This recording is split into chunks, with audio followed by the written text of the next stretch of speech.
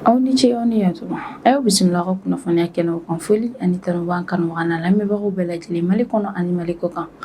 Bi ye tɛnɛn février kalo tile 23 san 2026 aw ka kokan kibaru ni wagati selen foli kɔfɛ kunnafoniba minnu b'an bolo k'olu daw tulo kan olu dɔw bɛ tali kɛ.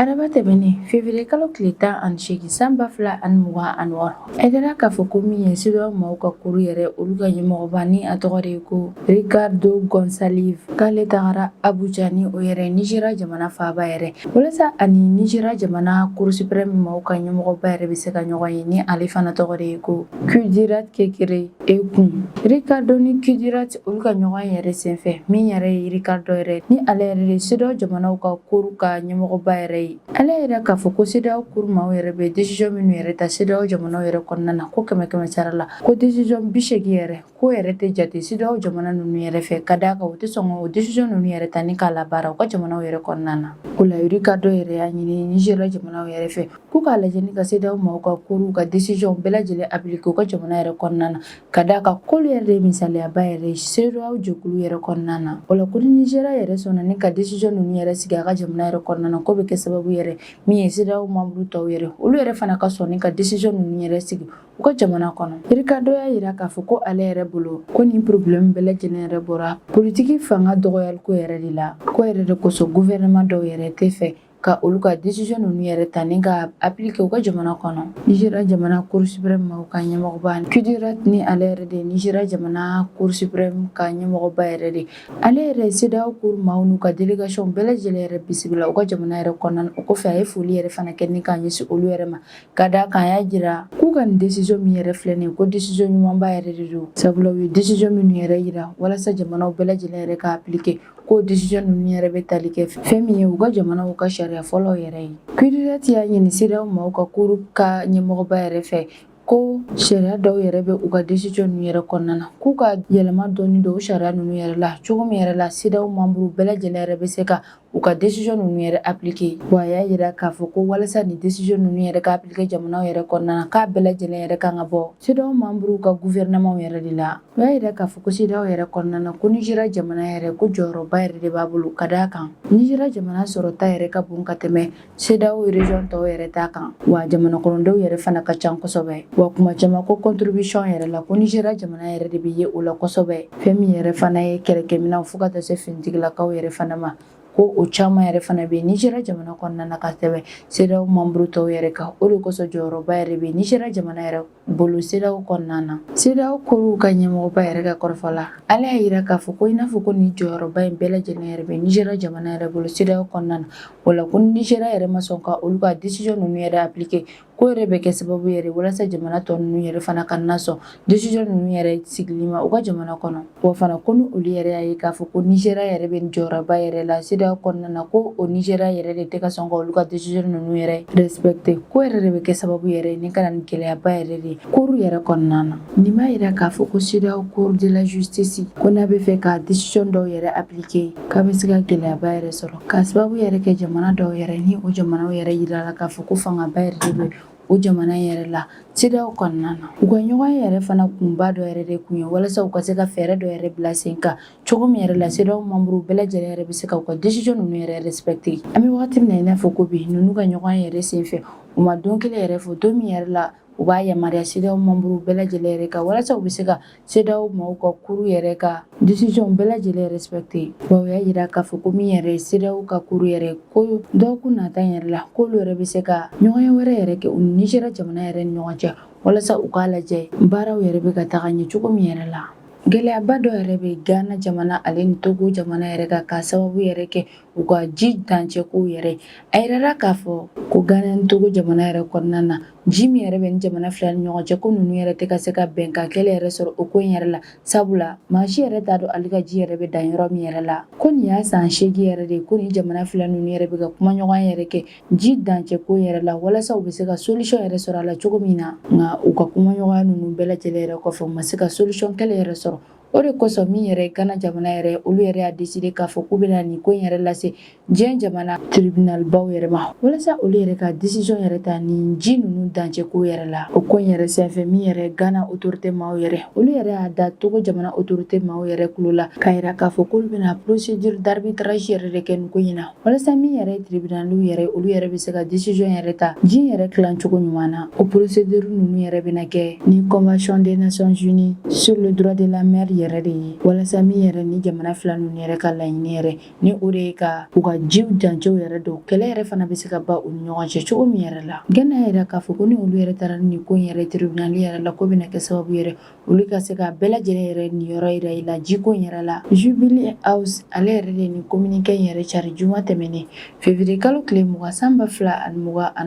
ale yɛrɛ de y'a yira k'a fɔ ko nin y'a san 8 yɛrɛ de ko min yɛrɛ ye Ghana ale ni Togo jamana yɛrɛ ko bɛ ka kuma ɲɔgɔn yɛrɛ kɛ ni kɔgɔjiko in yɛrɛ kan walasa bɛɛ lajɛlen yɛrɛ k'i ka kɔgɔji dancɛw yɛrɛ don ko nka ko bɛ n'a ta o ta k'u tɛ ka solution yɛrɛ sɔrɔ ko in na ko de kosɔn olu yɛrɛ y'a yira k'a fɔ ko in yɛrɛ sera yɔrɔ min yɛrɛ la k'a ka u ka se tribunal baw yɛrɛ yɔrɔ walasa olu yɛrɛ bɛ se ka décision yɛrɛ ta ka bɛɛ lajɛlen yɛrɛ niyɔrɔ yira la jiko in yɛrɛ la. Wa Ghana autorité maaw y'a yira k'a fɔ k'olu yɛrɛ ye tribunal ko in yɛrɛ décision ta walasa gɛlɛya min yɛrɛ bɛ Togo ale ni Ghana ni ɲɔgɔn cɛ o gɛlɛya ninnu bɛ se ka ban u ni ɲɔgɔn cɛ walasa a kana se ka kɛ gɛlɛyaba yɛrɛ fana u ka jamana kɔnɔdenw yɛrɛ ni ɲɔgɔn cɛ. Ghana y'a yira k'a fɔ ko ale bɛ fɛ ka nin ji dancɛ ko in yɛrɛ kɛlɛ bɛɛ lajɛlen yɛrɛ ban ni jɛɲɔgɔnya siraw ale ni u ka teriya sira yɛrɛ fana ye ka d'a kan Ghana y'a yira k'a fɔ k'olu teri jamana yɛrɛ de min ye Togo jamana yɛrɛ sabula Togo jamana yɛrɛ olu kɛrɛfɛ jamana yɛrɛ de min ka surun u la kosɛbɛ ko yɛrɛ de la olu yɛrɛ taara ni nin ko in yɛrɛ ye tribunal international maaw yɛrɛ yɔrɔ walasa u bɛ se ka décision yɛrɛ ta k'a sɔrɔ u ma don maa si yɛrɛ gasi la. An bɛ wagati min na i n'a fɔ ko bi Ghana maaw yɛrɛ kɛlen ka bɔ ni ka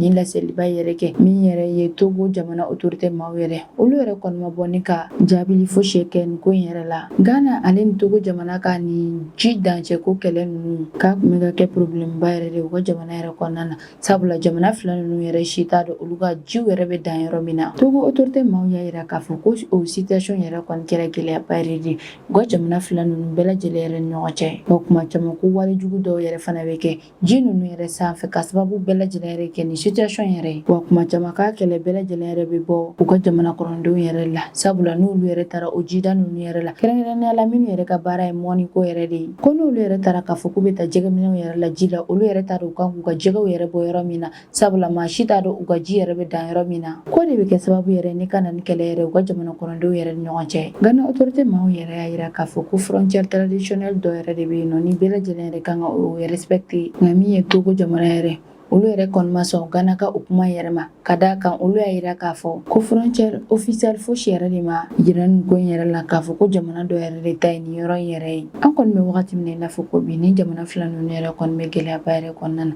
ka d'a kan min yɛrɛ ye Ghana autorité maaw yɛrɛ olu yɛrɛ ka kɔrɔfɔ yɛrɛ la olu y'a yira k'a fɔ k'a bɛ san 8 yɛrɛ bɔ k'olu ka jamana fila ninnu yɛrɛ bɛ k'a ɲini ni ka solution yɛrɛ sɔrɔ nin ko in yɛrɛ la ko nka k'u ma solution yɛrɛ sɔrɔ o de kosɔn Ghana autorité maaw yɛrɛ wulila teliya yɛrɛ la ni ka taa nin ko in yɛrɛ diɲɛ jamana tribunal baw yɛrɛ la walasa olu yɛrɛ bɛ se ka na solution ɲini u ka nin ko in yɛrɛ la ka bɛɛ lajɛlen yɛrɛ niyɔrɔ d'i ma u ka nin jiko in yɛrɛ la. États-Unis jamana ɲɛmaa Donald Trump ale yɛrɛ bɔra ni ka laseli dɔ yɛrɛ kɛ alamisa tɛmɛnen février kalo tile 19 san 2026 min na a y'a yira k'a fɔ k'u ka jamana ɲɛmaakɔrɔ Barack Obama ko ale yɛrɛ u ka jamana sekɛrɛ nafamaba dɔ yɛrɛ cari. Donald Trump ale yɛrɛ bɔra ni ka nin laseli kɛ wagati min yɛrɛ la k'o y'a sɔrɔ min yɛrɛ u ka jamana ɲɛmaakɔrɔ Barack Obama ale yɛrɛ kun bɔra ni ka kuma podcast dɔ yɛrɛ sanfɛ min na a kun bɛ kulonkɛ yɛrɛ de la. Barack Obama ale ka kuma ninnu yɛrɛ kɔnɔna na a y'a yira k'a fɔ ko a bɛ i n'a fɔ ko diɲɛ wɛrɛ yɛrɛ bɛ yen nɔ diɲɛ min yɛrɛ kɔnɔna na ni fɛn suguya wɛrɛw yɛrɛ fana balolen bɛ o yɔrɔ ninnu yɛrɛ la minnu yɛrɛ fana tɛ se ka kɛ adamadenw yɛrɛ ye. O de kosɔn Donald Trump ale yɛrɛ bɔra ni ka Barack Obama ka o kuma ninnu yɛrɛ dénoncé ka d'a kan Donald Trump y'a yira ko Barack Obama yɛrɛ ye kunnafoniya nafamaba dɔw yɛrɛ de cari minnu yɛrɛ kun man ka cari k'a kun man ka sɔn fewu ni ka nin kuma ninnu yɛrɛ fɔ. Barack Obama ka o kuma ninnu yɛrɛ kɔni kɛra sababu yɛrɛ ni États-Unis jamana kɔnɔden caman yɛrɛ bɛ ka i yɛrɛ ɲininka dɔw yɛrɛ bɛ ka idée jugu yɛrɛ bila u kunna dɔw yɛrɛ y'a yira k'a fɔ ko nin b'a yira k'a fɔ k'u ka gouvernement maaw yɛrɛ bɛ ka kunnafoni nafamaba dɔw yɛrɛ dogo olu yɛrɛ la. Donald Trump ka o laseli ninnu yɛrɛ kɔnɔna na, a y'a yira k'a fɔ ko ale yɛrɛ kɔni t'a dɔn n'a sɔrɔ diɲɛ wɛrɛ yɛrɛ bɛ yen ni o fɛn sugu ninnu yɛrɛ kɔni bɛ vi o yɔrɔ ninnu yɛrɛ la. Ko nka ko Barack Obama yɛrɛ kɔni ye filiba yɛrɛ de kɛ nin ko in na, ka d'a kan k'a bɛna kɛ sababu yɛrɛ ni ka u ka jamana kɔnɔdenw yɛrɛ siran kosɛbɛ, ka diɲɛmaa yɛrɛ fana bila siran kɔnɔna na. Donald Trump ale yɛrɛ y'i profite o fana fɛ ni ka Obama yɛrɛ critiquer ni a ka wagati tɛmɛnɛw kumaw yɛrɛ min na Obama kun y'a yira k'a fɔ ko Donald Trump yɛrɛ de bɔra ni ka cari a ka bɔlɔlɔsiraw yɛrɛ kan ni ka ale yɛrɛ considérer i n'a fɔ banga, ko Donald Trump yɛrɛ seginna ni ka Obama yɛrɛ critiquer ni o ja ninnu yɛrɛ ye tuguni. Barack Obama ale ka kuma ninnu bɛɛ lajɛlen yɛrɛ kɔfɛ podcast yɛrɛ sanfɛ, ale y'a yira k'a fɔ ko tiɲɛ yɛrɛ la ko diɲɛ wɛrɛ yɛrɛ bɛ yen ni nin fɛn sugu ninnu yɛrɛ bɛ vi o yɔrɔ ninnu yɛrɛ la, ko nka k'ale yɛrɛ kɔni ma deli k'u ye, ko nka ko u bɛ yen nɔ. Barack Obama tilala tuguni ni k'a fara k'a ka interview ninnu yɛrɛ senfɛ, k'ale yɛrɛ kɔni bɛ min don ko base secrète fosi yɛrɛ tɛ dugu jukɔrɔ yɔrɔ min yɛrɛ la ni nin fɛn sugu ninnu yɛrɛ bɛ se ka bila o yɔrɔ ninnu yɛrɛ la. Barack Obama ka o kuma ninnu bɛɛ lajɛlen yɛrɛ sababu la maa caman yɛrɛ dara kuma ninnu yɛrɛ la, nka Obama yɛrɛ tilala tuguni k'a yira k'a fɔ ko daluya fosi yɛrɛ t'ale bolo k'a fɔ ko diɲɛ wɛrɛ yɛrɛ bɛ yen ko nin maa sugu ninnu yɛrɛ bɛ balo o yɔrɔ ninnu yɛrɛ la, ko nka k'u yɛrɛ kɔni bɛ yen. Barack Obama ale ka diɲɛ kura kuma ninnu yɛrɛ kɛra dabalibankoba yɛrɛ de, wale min yɛrɛ kɛra sababu yɛrɛ ni maa caman yɛrɛ bɔra ni ka kumaw yɛrɛ kɛ bɔlɔlɔsiraw yɛrɛ kan. O yɛrɛ de senfɛ Barack Obama ale yɛrɛ bɔra ni ka laseli wɛrɛ yɛrɛ kɛ a ka Instagram page yɛrɛ kan min na a yira k'a fɔ ko ale tun bɛ ka kuma minnu yɛrɛ fɔ podcast ninnu yɛrɛ sanfɛ, ko kuma ninnu bɛɛ lajɛlen yɛrɛ kulonkɛkan ne, k'ale ma kuma ninnu chiffon ko nka ko i n'a fɔ an bɛɛ lajɛlen yɛrɛ b'a kalama ko diɲɛ yɛrɛ kɔni ka bon wa k'a bɛ se ka kɛ kɔni ko nin fɛn sugu ninnu yɛrɛ bɛ diɲɛ yɔrɔ wɛrɛw yɛrɛ kɔnɔna maa si tɛ min yɛrɛ kalama. Barack Obama ka kuma ninnu yɛrɛ kɔnɔna na a ye minnu cari Instagram yɛrɛ kan, a y'a yira k'a fɔ ko distance min yɛrɛ bɛ planète yɛrɛ ni ɲɔgɔn cɛ k'o yɛrɛ ka bon kosɛbɛ wa a ka jan kosɛbɛ, k'a bɛ se ka kɛ don n'a nataw yɛrɛ la ko o hadamaden sugu ninnu yɛrɛ kɔni ka na anw yɛrɛ visiter an ka planète yɛrɛ sanfɛ. Barack Obama y'a yira k'a fɔ ko waati min yɛrɛ la ale tun bɛ fanga yɛrɛ la États-Unis jamana yɛrɛ kɔnɔna na, k'ale yɛrɛ fana ma daluya fosi yɛrɛ sɔrɔ k'a fɔ ko nin mɔgɔ sugu ninnu yɛrɛ bɛ diɲɛ wɛrɛ yɛrɛ kɔnɔna na, ko walima u yɛrɛ kɔni nana visiter yɛrɛ kɛ an ka diɲɛ yɛrɛ kɔnɔ. Min yɛrɛ ye Donald Trump yɛrɛ ye, ale yɛrɛ kɔni ma nisɔndiya fiyewu Barack Obama ale ka nin laseli yɛrɛ la. O de kosɔn Donald Trump yɛrɛ bɔra ni ka nin dénoncer, sabula a y'a yira k'a fɔ ko Barack Obama kun man ka bɔ fiyewu ni ka nin kuma yɛrɛ fɔ, sabula a bɛna jamana kɔnɔdenw yɛrɛ de lasiran, wa ko nin kun ye gidoba yɛrɛ de, gindo min yɛrɛ kun dogolen don kosɛbɛ, k'a kun man ka bɔ ni ka nin gindo yɛrɛ kɔni cari bɔlɔlɔsiraw yɛrɛ kan. Wa Donald Trump y'a yira k'a fɔ ko ale yɛrɛ kɔni t'a dɔn n'a sɔrɔ ni tiɲɛ yɛrɛ la ni diɲɛ wɛrɛ yɛrɛ kɔni bɛ yen nɔ ni nin mɔgɔ sugu ninnu yɛrɛ bɛ adamadenya yɛrɛ la yen nɔ, ko nka a kun man ka fiyewu ko Obama yɛrɛ kun ka bɔ ni ka nin kuma ninnu yɛrɛ fɔ bɔlɔlɔsiraw yɛrɛ kan. Walasa an bɛ se ka dan sigi an ka bi kunnafoniyaw yɛrɛ la, an bɛ to États-Unis jamana yɛrɛ kɔnɔna na halisa i n'a fɔ an bɛɛ lajɛlen yɛrɛ b'a kalama farafinna jamana kɔnɔden caman yɛrɛ bɔra ni ka taa États-Unis jamana yɛrɛ kɔnɔ ni ji siraw yɛrɛ ale ni sira suguya wɛrɛw yɛrɛ k'a sɔrɔ a ma kɛ sariya yɛrɛ kɔnɔ, wa caman yɛrɛ fana sigilen b'o yɔrɔ ninnu yɛrɛ la ni carte de résident permanent yɛrɛ tɛ minnu yɛrɛ bolo ni o bɛ wele fana ko green card. O ko hokumu yɛrɛ la min yɛrɛ États-Unis jamana ministère de la sécurité intérieure yɛrɛ olu yɛrɛ wele bila DHS maaw yɛrɛ ma k'u ka bɔ ni ka sariya kura dɔ yɛrɛ bila sen kan, sariya min yɛrɛ la ni u y'u tɛgɛ da o maa fɛn fɛn yɛrɛ kan k'a fɔ ko green card yɛrɛ tɛ maa minnu yɛrɛ bolo États-Unis jamana yɛrɛ kɔnɔna na, u bɛ se ka olu yɛrɛ minɛ walima u bɛ dɔw yɛrɛ fana minɛ ni k'u bila kaso yɛrɛ kɔnɔna na wagati jan kɔnɔ. O kɔfɛ min yɛrɛ u ka jamana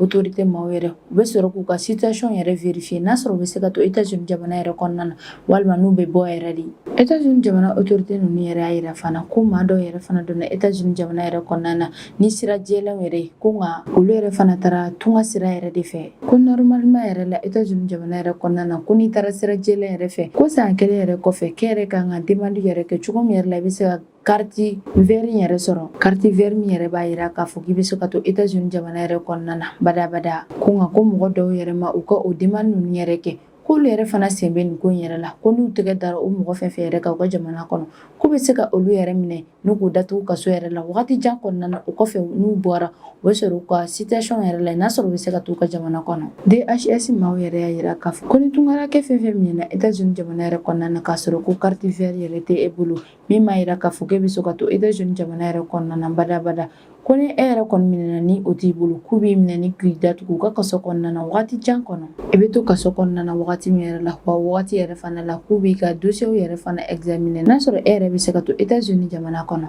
Nin wale yɛrɛ b'a yira k'a fɔ min yɛrɛ États-Unis jamana tungarakɛ ko yɛrɛ ko a sariyaw bɛ fɛ ka gɛlɛya kosɛbɛ. An bɛ wagati min na i n'a fɔ ko bi IRAP ni olu yɛrɛ cakɛdaba dɔ yɛrɛ cakɛda minnu yɛrɛ sigilen don tunkarankew dɛmɛniko yɛrɛ la, olu yɛrɛ États-Unis autorité maaw yɛrɛ ka nin décision ninnu yɛrɛ critiquer ka d'a kan o cakɛda maa ninnu yɛrɛ y'a yira k'a fɔ k'u ye yɛlɛmaba yɛrɛ de don Géant décision yɛrɛ kɔnɔna na ka tɛmɛ wagati tɛmɛnen ninnu yɛrɛ ta kan, wa fana k'a bɛ se ka kɛ sababu yɛrɛ ye ni ka gɛlɛyaba yɛrɛ bila tunkaranke caman yɛrɛ yɔrɔ, kɛrɛnkɛrɛnnenya la minnu sigilen bɛ États-Unis jamana kɔnɔna na. Wa fana ko DHS maaw yɛrɛ ka kɔrɔfɔ la k'u ye kuma min yɛrɛ fɔ k'a fɔ ko ni carte vert yɛrɛ tɛ maa min yɛrɛ bolo k'e bɛ minɛ ɲini ka bila kaso yɛrɛ kɔnɔna na, k'u ma wagati kelen yɛrɛ fɔ u kan ka min yɛrɛ kɛ kaso yɛrɛ la, k'o fana ye jurunakoba yɛrɛ de, sabula k'a bɛ se ka kɛ u bɛ se k'u si san yɛrɛ kɛ kaso yɛrɛ la États-Unis jamana kɔnɔ. États-Unis ministère maaw yɛrɛ y'a yira k'a fɔ k'olu ka nin décision talen min yɛrɛ filɛ nin ye ko décision ɲumanba yɛrɛ don, sabula k'a bɛna kɛ sababu yɛrɛ ye ni ka lakanaba yɛrɛ de sabati olu ka jamana fantan ani 4 bɛɛ lajɛlen na. Ko ni dun y'a ta k'a lajɛ ko walasa tunkaranke yɛrɛ ka se ka don États-Unis jamana yɛrɛ kɔnɔna na k'u bɛ contrôle ba yɛrɛ de boli olu yɛrɛ kan sani u ka se ka don États-Unis jamana yɛrɛ kɔnɔna na, ko nka ko kabiri Donald Trump yɛrɛ seginna ni ka na Maison Blanche yɛrɛ la k'o kɛra sababu yɛrɛ ye ni ka dankari tunkarankew yɛrɛ donni ko yɛrɛ la États-Unis jamana kɔnɔ. Ko minnu yɛrɛ donni ma se ka gɛlɛya États-Unis jamana yɛrɛ kɔnɔna na fo ni a bɔra an bɛnbakɛ minnu yɛrɛ tun bɛ jɔnya yɛrɛ la États-Unis jamana yɛrɛ kɔnɔna na olu bɔnsɔnw yɛrɛ la ko ko ni a danbɔrɔ yɛrɛ la ko Afrique jamana caman yɛrɛ de bɛ nin gɛlɛya yɛrɛ kɔnɔna na sabula ko tunkarankew tɛ ka se ka don États-Unis jamana kɔnɔ. États-Unis gouvernement maaw yɛrɛ y'a décidé k'a fɔ ko olu bɛna limite ba yɛrɛ de don tunkarankew donni ko yɛrɛ la u ka jamana kɔnɔna na. O y'a yira k'a fɔ ko sisan ko san o san ko tunkaranke min yɛrɛ bɛ se ka don olu ka jamana yɛrɛ kɔnɔna na k'o tɛna tɛmɛ tunkaranke 7,500 yɛrɛ de la san kuntagalajan bɛɛ lajɛlen yɛrɛ kɔnɔna na, wa ko bɛna daminɛ ni san 2026 yɛrɛ de kɔnɔ ko sani Donald Trump ale kun ka sigi États-Unis jamana ɲɛmaaya yɛrɛ la. Ko min yɛrɛ kun bɛ jamana ɲɛmaaya yɛrɛ la yanni Donald Trump yɛrɛ ka sigi ni a tɔgɔ de ye ko Joe Biden ko ale ka fanga waati yɛrɛ la ko tunkaranke minnu yɛrɛ kun bɛ don États-Unis jamana yɛrɛ kɔnɔna na k'olu kun bɛ taga fo tunkaranke 100,000 yɛrɛ de la. Nin affaire yɛrɛ la DHS maaw ka noti dɔ yɛrɛ kun présidentera u ka tribunal dɔ yɛrɛ la, noti min yɛrɛ kɔnɔna na a yirala k'a fɔ ko janvier kalo laban yɛrɛ la u ka jamana juge fédéral dɔ yɛrɛ kun y'a interdit États-Unis jamana yɛrɛ kɔnɔna na wagati dɔ yɛrɛ la ko ni carte vert yɛrɛ tɛ tunkaranke min yɛrɛ bolo k'u kana sɔn fewu ni ka o yɛrɛ minɛ k'a bila u ka kaso yɛrɛ kɔnɔ. O juge yɛrɛ y'a yira k'a fɔ ko min ye États-Unis jamana administration maaw yɛrɛ k'u bɛ se ka tunkaranke ko yɛrɛ sariya yɛrɛ de boli ni tunkaranke ninnu yɛrɛ kan walima k'u ka statut yɛrɛ fana vérifier ka ɲɛ ko ɲani u k'a fɔ k'u b'u yɛrɛ ta ni k'u bila kaso kɔnɔna na. Wa juge yɛrɛ y'a yira k'a fɔ ko sani ni tunkaranke ninnu yɛrɛ ka don États-Unis jamana yɛrɛ kɔnɔna na ko contrôle ba yɛrɛ de kɛra u kan, wale min b'a yira k'a fɔ ko o tunkaranke ninnu yɛrɛ kɔni tɛ menace yɛrɛ États-Unis jamana kɔnɔ. Ni affaire yɛrɛ bɛ maa caman ni affaire yɛrɛ bɛ tunkaranke caman yɛrɛ de concerné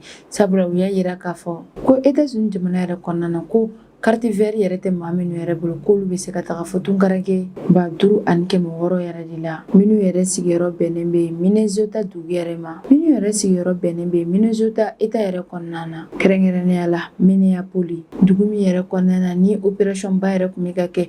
polisiw yɛrɛ fɛ ni o opération ninnu yɛrɛ kiritigɛra kosɛbɛ. Juge yɛrɛ tilara tuguni k'a yira k'a fɔ ko a droit yɛrɛ bɛ tunkaranke ninnu yɛrɛ bolo kana États-Unis jamana yɛrɛ kɔnɔna na wa fana k'a droit b'u bolo u ka se ka baara kɛ u ka se k'u ka diɲɛnatigɛ yɛrɛ fana kɛ États-Unis jamana yɛrɛ kɔnɔna na nɔgɔya k'a sɔrɔ ma gɛlɛya fosi yɛrɛ fana sɔrɔ, wa fana k'u man ka u ka diɲɛnatigɛ yɛrɛ fana kɛ États-Unis jamana yɛrɛ kɔnɔna na siran yɛrɛ kɔnɔ sabula u kan ka vie i n'a fɔ États-Unis jamana kɔnɔden tɔw yɛrɛ fana kan ka vie cogo min yɛrɛ la min yɛrɛ kɔni ye États-Unis jamana autorité maaw yɛrɛ olu yɛrɛ kɔni y'a yira k'a fɔ k'u bɛna sariya gɛlɛn dɔ yɛrɛ bila États-Unis jamana yɛrɛ kɔnɔ. Sariya min yɛrɛ la u y'a yira k'a fɔ ko tunkaranke minnu yɛrɛ bɛ États-Unis jamana kɔnɔna na k'a sɔrɔ carte vert yɛrɛ tɛ olu yɛrɛ bolo ko ni olu yɛrɛ kɔni minɛna k'u bɛ se ka datugu États-Unis jamana autorité maaw yɛrɛ fɛ, wa fana u ma don kelen yɛrɛ fana fɔ ni maa ninnu yɛrɛ bɛ bila don min yɛrɛ la wale min yɛrɛ yirala k'a fɔ menace ba yɛrɛ de don u ka jamana juge ba dɔ yɛrɛ fɛ. Nin yɔrɔ yɛrɛ la an bɛ wele bila tunkarankew bɛɛ lajɛlen yɛrɛ ma minnu yɛrɛ sigilen bɛ États-Unis jamana kɔnɔna na k'a sɔrɔ carte vert yɛrɛ t'u bolo k'u ka wuli ni ka t'u ka demande yɛrɛ kɛ